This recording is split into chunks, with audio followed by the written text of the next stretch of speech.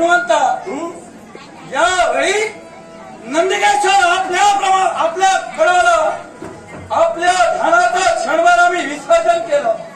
याला कारण आहे आमच्या ध्यानापासून आम्हाला वंचित करण्याचा प्रयत्न आपणच करू. आपण माझ्या प्रयत्न हे नंदिकेश्वरा नमो नमः नमो नमः नमो नमः. सांगा आपल्या येण्याचं प्रयोजन मला कळू द्या. हे भक्त सख्या, मी जो इथं केवळ माझ्या शिव हाती कुठंतरी अडथळा निर्माण झाला आणि म्हणून त्या अडथळ्याचा समाधान आपल्या गर्वी व्हावं असं मला वाटतंय. म्हणजे तुझ्या देवाच्या भक्तीत अडथळा निर्माण झाला म्हणून तू माझ्या देवाच्या ध्यान धरण्यात अडथळा निर्माण केलास की का? हे अडथळा निर्माण नव्हे, मग केवळ माझ्या प्रश्नाचं उत्तर प्रश्न माझ्या याचनेचा क्षमा आपणच करू शकता आणि म्हणून या योग्य व्यक्तीला आज नंदिकेश्वराला आहे. मग हे नंदिकेश्वरा जर का अशा थोर महत्वाकांक्षेनं अशा या प्रश्नाच्या उत्तराच्या अपेक्षेनं जर का माझ्या व्रताला असेल तर सांग कोण आहे तुझी विवंचना देण्याकरती मी दूर केली पाहिजे. हे भक्त सखा, बोल.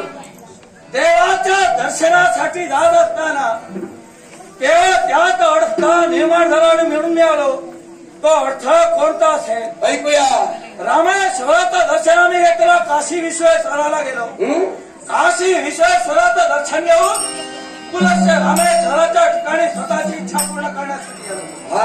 पण आमची यात्रा पूर्ण होता क्षणी नारद मुनीच्या मुखातून शब्दवाचन पडले, नाही ही तुझी यात्रा आज निष्फळ झाली. भक्ती भावाने माझ्या देवाची भक्ती मी करत होतो. केवळ सद्भावाने देवाच्या शिवपिंडीवर आम्ही सिंचन करत होतो. मग असं असताना यात्रा निष्फळ का? प्रश्न आमच्या मनाच्या ठिकाणी उद्भवला. त्याच वेळी नारद मुनीने कथन केलं, म्हणे ज्यावेळी रामेश्वर लिंगाची स्थापना झाली त्याच वेळी भक्त सख्या हनुमंताने आणलेलं ते पार्थिव लिंग, त्या लिंगाची स्थापना व्हावी अशी म्हणे आपली इच्छा होती. आणि म्हणून रामेश्वर लिंगाच्या ठिकाणी त्याच लिंगाच्या समोरील बाजूस हनुमंतेश्वर लिंगाची स्थापना आपण केली. काय हो, केवळ माझ्या रामेश्वराचं दर्शन आम्ही घेतलेलं. या नंदीनं यापूर्वी पाहिलं ते काय? एका रवळात केवळ एकच लिंग आणि या वेळी पाहतो क्षणी काय दिसलं? एकाच मंदिरात एकाच देवाचे दोन विग्रह का? हे नंदिकेश्वरा, शर्वर या तुझ्या बोलण्यावर मला हसू येऊ लागलं. अरे वेडा की खुळा आहेस तू. या साम्राज्याच्या परिस्थितीत तुझ्याकडून ही अपेक्षा नव्हती. कारण अरे ज्या देवाबद्दल बोलत आहेस तो देव तुझा परमेश्वर, त्याचे तू वाहन आहेस. आता त्या देवाबरोबर ज्याचं सातत्य आहे, ज्या देवाबरोबर ज्याचा सहवास आहे, अशा त्या पुत्राला, अशा त्या भक्ताला, त्याच्या वाहनाला ही गोष्ट कळू नये की काय? म्हणजे या अशा गोष्टीपासून तू अलिप्त राहिलास. अजून घोर आश्चर्य वाटू लागलं मला. स्थापना देवा झाली, महादेवापासून तुला एवढा सहवास असून तू फुकट गेलास की काय? हो. अरे एक लक्षात घ्या, केवळ आज नंदिकेश्वर म्हणून त्या दोन्ही लिंगाचं दर्शन मी घेईन देखील, पण या विश्वाच्या ठिकाणी प्रत्येक भाविक भक्तगण आहे. असं असताना माझा अट्टहास फक्त एकच आहे, रामेश्वर लिंगाचं दर्शन घेतील. मग यात्रेची परिपूर्तता का म्हणून नाही? त्या यात्रेचं फळ भाविकाला मिळालंच पाहिजे. पण त्या हनुमंतेश्वर लिंगाचं दर्शन घेतलं नाही, तुझा संभ्रम रामेश्वर लिंगाचं फळ का म्हणून मिळू नये? तुझा संभ्रम मी नक्कीच दूर केलं यात शंका नाही. पण ज्या गोष्टीचं मला आश्चर्य वाटलं म्हणून मी अशा प्रकारे भाष्य केलं. अरे जिथे तू म्हणालास की हे हनुमंता, तुझ्या इच्छेसाठी त्या हनुमंतेश्वराच्या लिंगाची स्थापना केली. क्षणभर माझी सुद्धा इच्छा होती, पण याच्यापेक्षाही माझ्या प्रभूची इच्छा महत्वाची होती माझ्यासाठी. अरे ज्यावेळी लंकाधीश रावण आलंय, माझ्या माईचा चौर्यकर्म केलं आणि माझ्या सीता माईच्या मुक्ततेसाठी माझा प्रभू ज्यावेळी राम सेनेसहित आणि वानर सेनेसहित लंकाधीश रावणापर्यंत जाऊ लागला, त्यावेळी डोळ्यासमोर भवसागर दिसला. मग तो पार करण्यासाठी राम सेतूची निर्मिती केली गेली.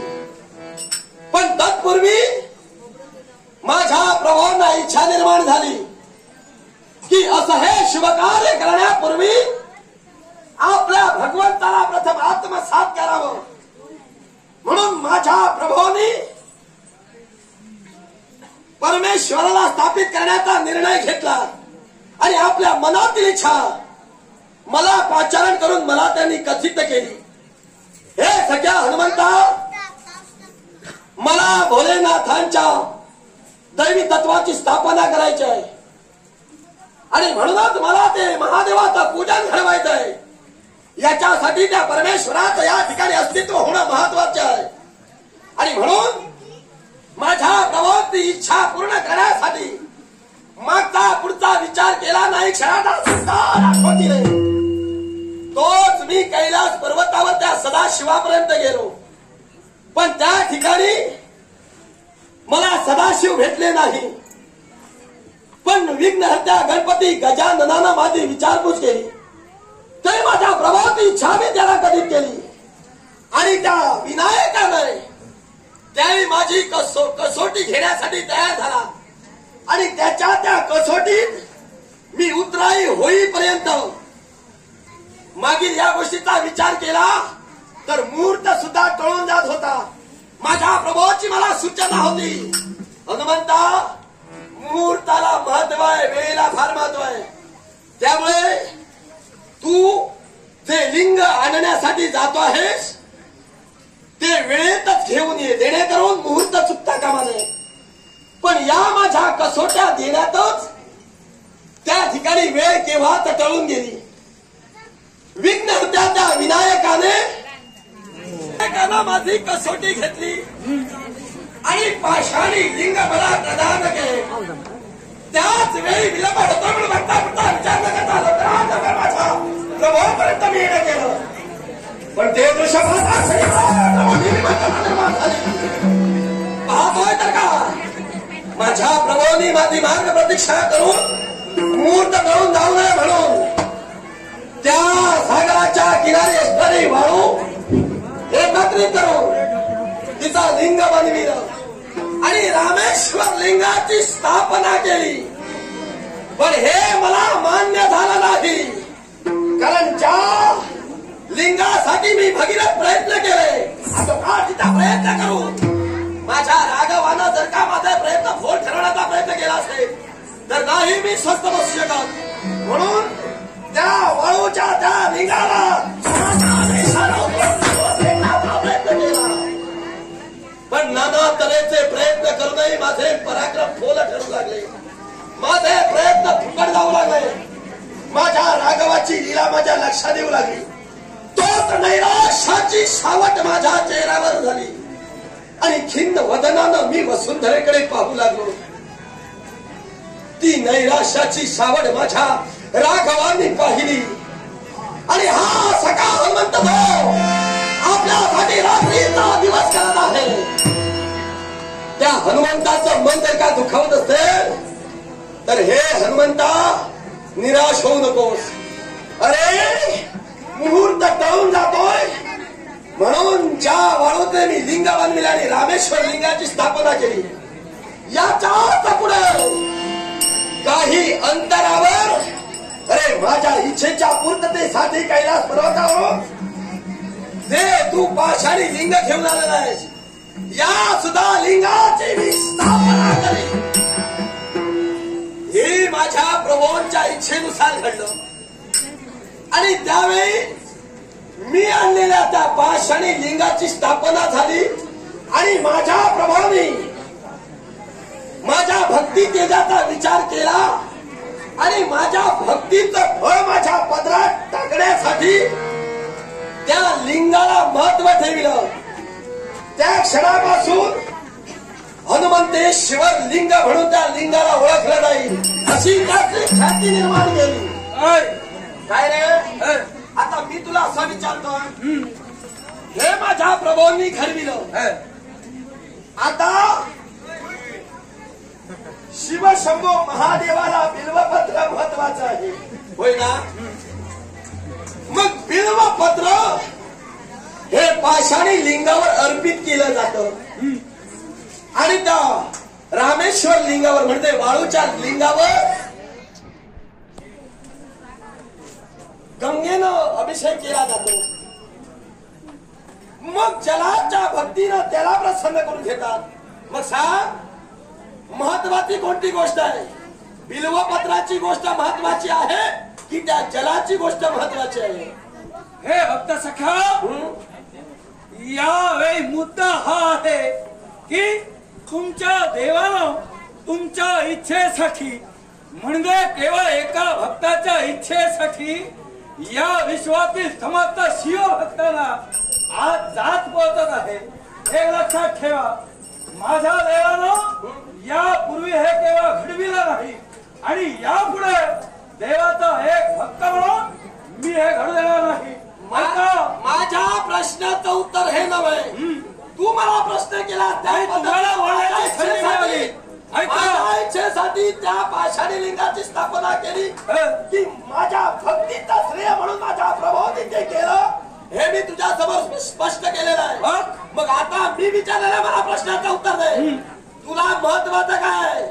बिल्वपत्र महत्वाचं आहे की ते जल महत्वाचं आहे? भक्ती जशी करावी तशी बोले मी सांगतोय. भोलेनाथ कोणत्या गोष्टीवर प्रसन्न होतात, त्यांना कोणती गोष्ट आवडीची आहे? अरे वैकुंठीच्या नारायणानं स्वतःचं नेत्रकमळ काढून ठेवलं, त्यावेळी माझा भोळा प्रसन्न झाला. माझा देव कशावर प्रसन्न होतो यावेळी हा मुद्दा नव्हे, मला बोलण्याची संधी द्यावी मी म्हणण्याचा प्रयत्न करतो. तुझ्या देवानं तुझ्या इच्छेसाठी केलं, बरोबर आहे? बरोबर. पण माझ्या देवाचा परम भक्त म्हणजे तो लंकाधीश रावण स्वतःच्या आतड्याची ज्याने तंतुबद्ध केली, माझ्या देवाला अविनासाठी तत्पर झाला. माझ्या देवानं स्वतःचं आत्मलिंग त्याला दिलं. पण ज्यावेळी रावणानं ते लिंग एका भूमीवर ज्यावेळी ठेवण्यासाठी सिद्ध झाला, तरी माझ्या देवाचा तो परम भक्त जरी असला तरी भक्ताच्या इच्छेसाठी म्हणून ते लिंग पुनश्च भूमीपासून अलिप्त झाला नाही. रावणानं ते घेताळाचा प्रयत्न केला आणि गोकर्ण लिंगाची स्थापना झाली. मग माझ्या देवाचा तो परम भक्त असूनही माझा देव त्याच्यावर प्रसन्न झाला नाही. भक्ताची इच्छा अयोग्य असल्यामुळं माझ्या देवानं पुनश्च त्याला प्रसाद दिला नाही. पण असं असताना केवळ तुझ्या अट्टहासापोटी आज तुझा देव शिवभक्तांना त्रस्त करतोय. कारण ज्या लिंगाची तू स्थापना केली त्याचं दर्शन जर घेतलं नसेल, हे सक्तीचं लोकड आहे. रामाच्या लिंगाच्या दर्शनाचा महिमा त्याची फलश्रुती प्रत्येक भक्ताला व्हायला हवी. तुझ्या स्थापन केलेल्या लिंगानं केवळ ती पूर्णत्वास जाईल हे मला मान्य नाही. रावणाची मोठेपणा मला सांगू नको. अरे दिवा सोन्याचा असो वा चांदीचा असो, अंधारात तो किती प्रकाश देतो त्याला महत्व आहे. भक्त किती भक्ती करतो याच्यापेक्षा त्या भक्ताचे गुण काय आहेत आणि त्या भक्तीचा श्रेय दिल्यानंतर त्याचा तो भक्त कोणत्या पद्धतीने उपयोग करतो याला जास्त महत्व आहे. तुझ्या परमेश्वरानं म्हणजे महादेवानं रावणाच्या बाबतीत विचार केला आणि म्हणूनच हा भक्त त्या योग्यतेचा नाही म्हणून त्याच्या इच्छेप्रमाणे घडलं नाही. माझ्या प्रभूला माझ्याबद्दल विश्वास होता की हा हनुमंत याच्या इच्छेप्रमाणे केलं तर काही वावगं ठरणार नाही. म्हणजे आता माझं नाव त्या लिंगाला दिलं आणि त्या लिंगाची महती वाढविली म्हणून तुझ्या पोटात दुखत आहे. जरा ना हे लक्षात ठेव, म्हणजे मला हे लक्षात ठेव, महिमा वाढणार आहे. अरे ज्यावेळी हे घडलं त्यावेळी प्रभू रामचंद्राचे आणि सदाशिवाचे विचार एक झाले आणि दोघांचेही विचार एक झाले असल्या कारणानं त्याच वेळी हे ठरविण्यात आलं जय हनुमंतेश्वराचं दर्शन जो घेईल आणि तदनंतर रामेश्वराचं दर्शन घेईल त्याच्या इच्छा आकांक्षा पूर्ण होतील आणि त्याची भक्ती ही पूर्ण फलश्रुतीनं निर्माण होईल. आणि जर का हनुमंताचं दर्शन न घेता जर का तुझ्यासारखा जर का कोणीतरी ठरला ते जर का रामेश्वराचं त्यानं दर्शन घेतलं तर ती भक्ती त्याची केव्हाही सफल होणार नाही. माझ्या देवाचं दर्शन कसं घ्यावं मग पूर्ण व्हायचा. मी आता तुला सांगतो तुझी जर का भक्ती पूर्ण व्हायला हवी तर तू माझं महत्वाचं प्रथम ते दर्शन घे नंतर तुझा कार्यभाग पूर्ण. आणि काय रे मला बोलण्याची संधी दे. हे तुला मान्य नाही जरा थांब. आता हे तुला मान्य नाही म्हणतोय मग हनुमंताला जास्त महत्व देत आहे देव म्हणून तुझ्या पोटात दुखत आहे. मग काय रे महादेवाला नमस्कार करत असताना जर का नमस्कार करायला गेला पूजा अर्चा करायला देवाची गेला महादेवाची तर तुला प्रथम नमस्कार का करावं रे? काय गरज आहे भक्तांना? अरे तुला नमस्कार करून त्या तुझ्या या शिंगाच्या डोकावर अशा प्रकारे बोट ठेवून त्या परमेश्वराचं दर्शन घेतलं पाहिजे. काय ही शक्ती का तू एवढा कोण लागून गेला? तुमच्या दोन्ही प्रश्नांची उत्तर देईल, मध्ये बोलू नका फक्त. तू बोलत लक्षात घ्या. ऐका, प्रथमतः रावणाला तुम्ही दूषण देता पण काय रे ज्यावेळी रामेश्वर लिंगाची स्थापना केली या विश्वाच्या ठिकाणी त्याच्या एवढा दशग्रंथी ब्राह्मण दुसरा कुणी नव्हता. बरोबर आहे. त्यात रावणानं स्वतःच्या देवासाठी शत्रूला शत्रू म्हणण्यासाठी आणि रामेश्वर लिंगाचं पौरात्य करण्यासाठी त्यावेळी माझ्या देवाचा भक्त शत्रुत्व त्याने बाजूला ठेवलं. बरोबर. तेव्हा माझ्या भक्ताला माझ्या देवाच्या भक्ताला दूषण देण्याचा अधिकार मुळे तुला आता जरा रावणाचा बोलतोय म्हणून शिल्लक आहे. अरे जाती त्या रावणाला महत्व देतोय. शिल्लक आहे बाजूला आहे. बोल. ऐक, राहता राहिली दुसरी गोष्ट म्हणे नंदीश्वराचं दर्शन घेतल्याशिवाय शिवशंकराला जर का दर्शन घेतलं असेल ते दर्शन निष्फळ होत. हा जो मोठेपणा आहे तो मी मागून मिळवला नाही. तू लिंग आणलं तुझे प्रयत्न कुठेतरी वाया जातील म्हणून तुझ्या देवाजवळ तू याचना केली. हा तुझा मोठेपणा तू मागून मिळवला. मागून मिळवला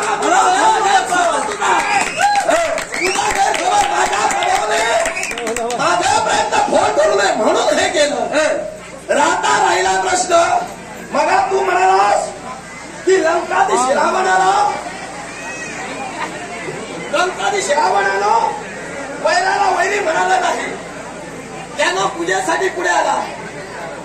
माझ्या प्रभूंनी लंकाधीश रावणाला पाचारण केले नव्हते. माझ्या प्रभूंनी प्रकांत पंडिताला म्हणजे पूर्ण ज्ञानी असणाऱ्या ब्राह्मणाला बोलावलेलं होतं. त्यामुळे तो जो रावण म्हणून जो आला ना तो ब्राह्मण म्हणून आला होता. लक्षात ठेव, रावण म्हणून आला नव्हता. सांगता ते योग्य आहे. तरी प्रवृत्ती भिन्न असल्या तरी प्रकृती मात्र एकच होती. रावण जो आला ब्राह्मण रूपानं आला त्यावेळी त्या रामेश्वर लिंगाच्या स्थापनेसाठी लागणारी प्रत्येक गोष्ट अगदी त्या सीता माईला त्या यज्ञ मंडपात आणण्यापर्यंत सुद्धा रावणाने प्रत्येक इच्छा रामांची पूर्ण केली होती. जबाबदारी होती त्याची. मी तेच म्हणतो शिवभक्त आणि केवळ तुझ्या देवाचे भक्त म्हणजे तुझा हा फरक आहे. उपकार केला नाही त्याची जबाबदारी त्यांना पार पाडली आणि म्हणून प्रत्येकाच्या जबाबदारी प्रत्येकाला पूर्ण करावा हा त्याचा छान आहे. काय म्हणालास? प्रत्येकाची जबाबदारी म्हणजे प्रत्येकाने पार पाडावी. अर्थात मला सांग तू तुझ्या देवाचा निश्चित भक्त चंद्र सेनेला वचन देऊन मोकळा झालास तू आणि केवळ तुझ्या वचनापोटी त्या देवाच्या बिराला मात्र कलंक लागलं. कलंक? शब्द देणारा तू होता, देवाला कलंक का? कलंक कसा? एक या विश्वाच्या ठाई एकभक्ती म्हणून एकभक्ती विरोध त्याने आचरणात आणलं. त्याने परत स्त्रीच्या महाली जाण्यासाठी जो तत्पर ठरला. एवढंच कशाला, त्याला जाण्यासाठी तू भाग पाडिलं. अरे भक्तासाठी देव आहे आणि देवासाठी भक्त आहे. म्हणून या जगाच्या पाठीवर देवाधीन भक्त आणि भक्ताधीन देव, हे देव भक्ताचं नातं, या नात्याचे मोजमाप सुद्धा करता येणार नाही अशी त्याची गणना आहे. त्यामुळे ज्या जागी जो उभा आहे त्यानं मी मगा म्हणाल्याप्रमाणे जबाबदारी महत्वाची आहे. मग जर का माझा देव माझ्या पाठीशी आहे तर तुझ्या पोटात का दुखत आहे? माझा देव माझ्या पाठीशी आहे बोलण्याचा मतिराचा एवढा की माझ्या शंभू देवाच्या दर्शनासाठी या यात्रेसाठी केवळ दोन्ही लिंगाचं दर्शन घ्यावं तेव्हा ती सफल होईल. ही हे सक्तीचं झोपडपंत म्हणा नको आहे. हे पहा, जे तू भाष्य करत आहेस मागच्या गोष्टी विसरतोयस आणि पुढे भाष्य करत जातोयस. आता मला त्या रावणाचा बोलत आहेस, मी जरा आता परत मागे जातो. नाही तर आता असं म्हणत नको पुन्हा त्या विषयाला हात घातला. आता मागे का जातो? अरे हे तुझं अशा प्रकारचं रूप आहे. मी या तुझ्या रूपाला नाव ठेवणार नाही, मी सुंदर म्हणेन. कारण ज्याच्या त्याच्या जागेवर जो तो मोठा असतो त्या पद्धतीनं या तुझ्या रूपाचा मला सुद्धा मोठेपणा आहे. कारण आज मी माझ्या सुद्धा रूपाचा विचार केला तर त्या देवराज इंद्रानं सोडलेल्या वज्राच्या आघातामुळे माझ्या या हनुवटीचे 2 भाग झाले आणि वज्र देई हनुमंत्या शोधलेला मी पात्र ठरलो. मग माझ्या हे अशा प्रकारच्या रूपाचा विचार करून आणि तुझ्या रूपाचा विचार करून मी दोष देणार नाही. पण आताच ज्या रावणाबद्दल आपण बोललो तो रावण म्हणजे प्रकांत पंडित, तो ज्ञानी माणूस होता. मग ज्ञानी माणसाला हे कळू नये की त्यांना सरळ सरळ ज्यावेळी तुला वानर म्हणून संबोधिले, काय रे त्या वानरा त्या रावणाची बाजू माझ्या समोर तू मोठी करून दाखवतोस, म्हणजे लाज लज्जा शरम तुला नाही की काय? मी रावणाची बाजू मोठी केली नाही. त्या रावणाला संबोधिलं. नाही, याला कारण आहे. मग तूच म्हणाला जो आला होता तो दशग्रंथी ब्राह्मण म्हणून आला होता. बरोबर. तेव्हा देवाचा भक्त आहे आणि माझ्या शिवाच्या भक्तीत कुठंतरी खंड पडू नये, तुम्हाला सहाय्य व्हावं याच्यासाठी ब्राह्मण म्हणून जो तो आला असेल ते त्याचं कर्तव्य श्रेष्ठ होतं. पण एक लक्षात ठेव, विश्वाच्या ठिकाणी ज्ञान असतं म्हणून सर्व काही मिळवता येत नाही. जगण्याची नीती असली पाहिजे. अरे त्यावेळी तू त्याला शाप दिला त्याला की वानर म्हणून मला संबोधिलास हे लंकाधीशा. मग वानराची महती काय आहे हे तुला समजणार आहे आणि म्हणून मी तुला शाप देतोय. अशाच या वानर रूपाकडूनच तुझा सर्वनाश होईल. हे शब्द तुझे होते, पण भविष्यात तेच शब्द सत्यही ठरले. आणि आज त्या रावणाची बाजू मला सांगतोय.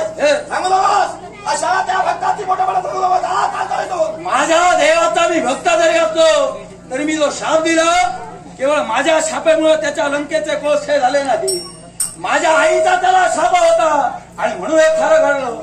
लंकेचे कोस झाले हे त्याचं त्याला कर्म जबाबदार ठरलं. त्यानं जशी कृती केली, अरे या हनुमंताला त्यानं जिवंत जाण्याचा प्रयत्न केला. पण ज्या सैन्याकडून ज्या विभीषणाकडून त्याला सूचना केली की वानराला जिवंत जाळू नये, अग्नी लावू नये, म्हणून माझ्या पुच्छाला त्यानं वस्त्र गुंडाळली आणि माझ्या पुच्छाला आग लावली. आणि म्हणून जी कृती त्यानं केली त्या कृतीचा त्याला पश्चाताप निघाला.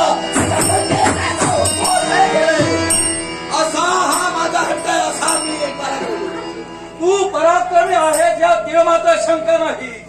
तुझ्या पराक्रमाला दूषण देखील मी दिली नाही. त्यानं माझ्या शक्तीला आग लावली म्हणून मी लंका झाली.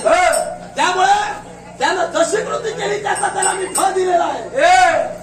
माझ्या शिवानं निर्माण केलेली लंका आणि केवळ शिवानं निर्माण केलेली लंका त्यानं मागितली माझ्या आईला ते सहन होईना आणि म्हणून आईला शाप दिला होता हे मी प्रथमतःच म्हणालो. पण तुझ्या आईला शाप देव अथवा तुझ्या बाबांना शाप देव याचा काळी मात्र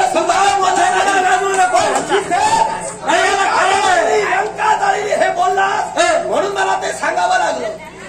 ऐक, तू लंका जरी जाळली असती, तू पराक्रमी केला असती, पण रामाचा जो ईश्वर आहे त्यात माझ्या देवानं म्हणजे शिवशंभूनं त्या रामेश्वरानं ज्यावेळी विजयाचा आशीर्वाद तुम्हाला दिला त्याच वेळी लंका दिशाला तुम्ही मात करू शकला. देव आहे ऐका, देवाचं अस्तित्व आम्ही अमान्य करणार नाही. आता माझा हट्ट पूर्ण करणार की नाही तेवढं सांगा. हे पहा, जिथं देव देवतांचं मत विचार विनिमयता एक झाली आणि त्यांच्या ज्येष्ठाच्या विचारानं जो निर्णय ठरला आणि जो मोठेपणा या हनुमंताला मिळाला हा मोठेपणा तुला भगवत नाही. तुझा मोठे तुझा याचे परिणाम तुला भोगावे लागते. लक्षात ठेव. तुझी राहुरा विश्वाच्या ठिकाणी कित्येक प्रस्थापित कर, माझा त्याला नकार नाही. पण जे शक्तीचा जोखड आज माझ्या देवाच्या भक्तांवर तू ठेवतोस हे मला मान्य नाही. मग हे माझ्यापर्यंत जा विचारण्यासाठी येण्यापेक्षा जर तुझ्या महादेवाला हा प्रश्न विचारला असता, तुझ्या महादेवाला जर जा विचारला असता तर याचा प्रश्नाचं उत्तर तुला दिसत मिळालं असतं. हे फुकटचं आज तू त्रास घेतला. एक लक्षात ठेव, गरज नव्हती माझ्याकडे. एक लक्षात ठेव, मूल केवढंही मोठं झालं तरी बापासमोर उभी राहण्याची त्याची योग्यता नसते. माझ्या बापाला उलट प्रश्न करण्यापेक्षा यावेळी मुलावर घाव घालण्यासाठी मी इथं आलो. मग आता तू बापाबद्दल बोलत आहे, मग काय रे? आता जन्माला आलेल्या मुलाची गुरु ही आई म्हणून मानली जाते. मग ज्यावेळी ते मुल एखाद्या आईला प्रश्न विचारतं त्यावेळी त्या मुलाला काय म्हणावं? मग आईला प्रश्न करणं म्हणजे मुलाची चूक की काय? एखादं ज्ञान जर का त्या मुलाला नसेल तर आई बापाला जर का प्रश्न करून ते जर का ज्ञान संपादन केलं तर हे काही जगाच्या पाठीवर वावगा आहे की काय? मग पण हा जो आहे तो प्रश्न मला पडलाय. केवळ या लिंगाचं दर्शन मला मान्य नाही.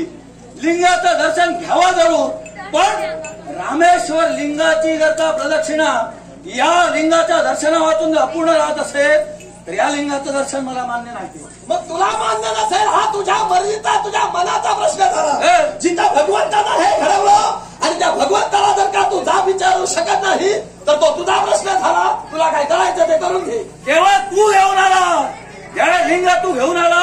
अरे रामानं त्याची स्थापना प्रथम केली नाही आणि म्हणून तुझ्या इच्छेसाठी हे सारं घडलं म्हणून मी तुला जाऊ विचार. मी माझ्या मर्जीनं घेऊन आलो नाही. माझ्या प्रभूची इच्छा होती, प्रभूची आज्ञा होती म्हणून मी त्या भगीरा प्रयत्न केला. माझं काय चुकलं? अरे पण वेळेचं महत्व तुला कळलं नाही. केवळ वेळेत आला असता तर आज जे रामेश्वर लिंग जे वालुकामय आहे तिथं तू आणलेल्या पार्थिव लिंगाची स्थापना झाली असती. मग आता हे वेळेचं महत्व तेवढं तुझ्या देवाला सुद्धा कळायला हवं होतं. जिथे तुझा देव मला वेळेवर तिथं भेटला नाही तिथे लिंग मला वेळेत प्राप्त झालं नाही. माझं काय चुकलं?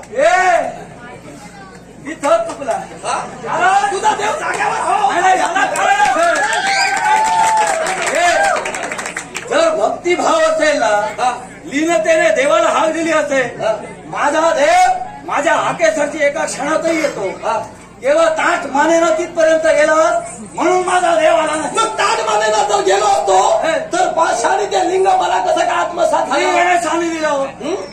गणेशाने तुला दिलं. बरोबर. बापाची जबाबदारी पुत्राला पार पडली. मग पुत्राचं काय चुकलं? ताट मानेनं रावण देखील गेला होता. तूच म्हणालास मगा की रावणाच्या मनात कपट होतं म्हणून लिंग लंकेत घेऊन गेला नाही. बरोबर. मग तेच आता मी म्हणतो केवळ तुझ्या ताट आलेल्या मानेला तुझ्या ताट आलेल्या स्वराला माझा देव आला. अरे त्या विनायकाला रावणाचे दुर्गुण सुद्धा माहिती होते म्हणून त्याच्या बाबतीत विनायकानं अशा प्रकारचा कपट करून दिलेलं लिंग अर्ध्यावर ठेवायला लावलं आणि त्या लिंगाला तेवढंच महत्व दिलेलं आहे. अरे ज्या रावणानं स्वतःच्या बलाचा वापर केला आणि ते लिंग खेचण्यासाठी तयार झाला. खेचताना आपले बल त्यानं सर्वस्व अर्पण करून त्या लिंगाला अरे गोकर्णासारखा आकार आला म्हणून त्या ठिकाणी गोकर्ण लिंग स्थापना झाली. हे परिणाम वाईट होत झाले असते हे विनायकाला माहिती होतं, म्हणून त्या प्रकारची युक्तिवाद लढवून ते त्या ठिकाणी अर्ध्यावर ठेवण्यात आलं. आता जर का मी अवगुणी असतो, गणेशाचा जर का माझ्यावर विश्वास नसता, तर तशाच प्रकारचं काहीतरी कपट केलं असतं, युक्तिवाद लढवला असता आणि विनायकानं तो प्रकार माझ्या बाबतीत सुद्धा घडवला असता. ज्या अर्थी तो प्रकार घडवला नाही, मी माझ्या प्रभूपर्यंत जिथे ते लिंग घेऊन गेलो त्यार्थी मी सद्गुणी आहे आणि मी माझ्या भक्तीची फलश्रुती घेतलेली आहे. तुझ्या देवानं भक्तीची फलश्रुती केली असेल, पण माझ्या म्हणण्याचा काय, माझ्या म्हणण्याचा अर्थ काय लक्षात घे. हे मला यावेळी मान्य नाही एवढं लक्षात. अरे तुला मान्य नाही हा तुझा प्रश्न झाला, मी पुन्हा ते तुला सांगतोय.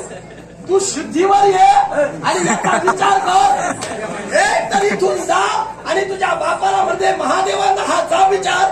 तेच महादेव किंवा अजून एक दुसरा पर्याय, महादेवांसमोर जर तू उभा राहू शकत नाही मग म्हटल्याप्रमाणे, तर माझ्या प्रभू रामचंद्रापर्यंत ये. चल मी तुला घेऊन जातो. प्रभू रामचंद्रापर्यंत जा आणि या तुझ्या शंकेचा निरसन कर, पण माझ्याशी नको त्या शब्दानं वाद घालू नको. माईक, तुझ्याशी वाद घालण्यासाठी मी आलो नव्हतो.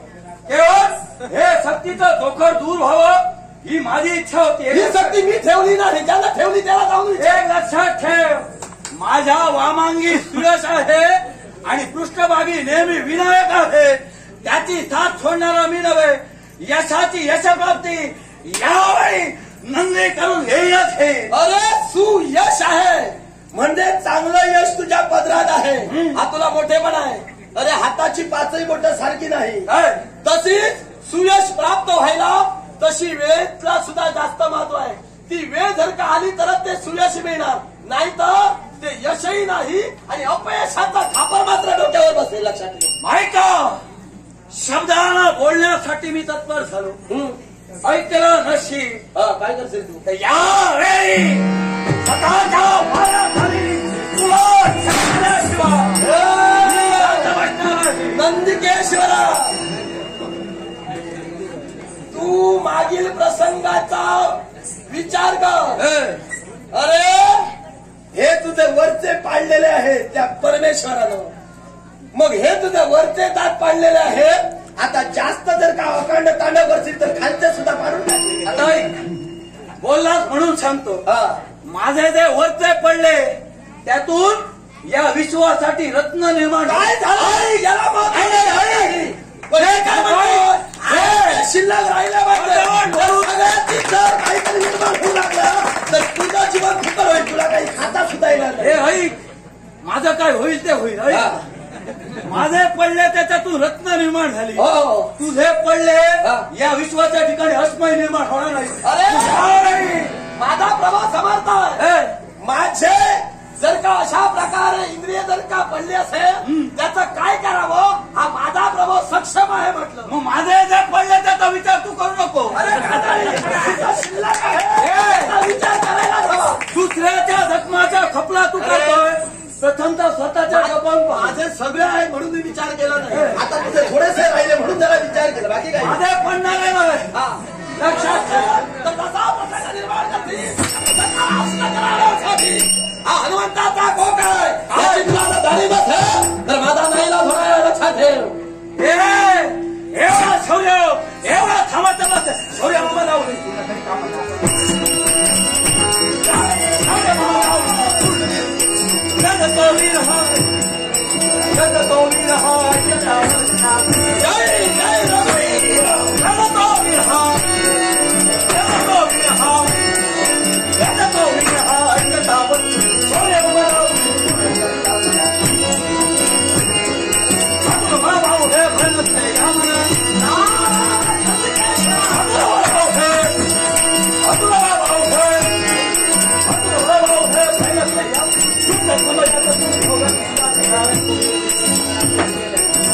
समयाचा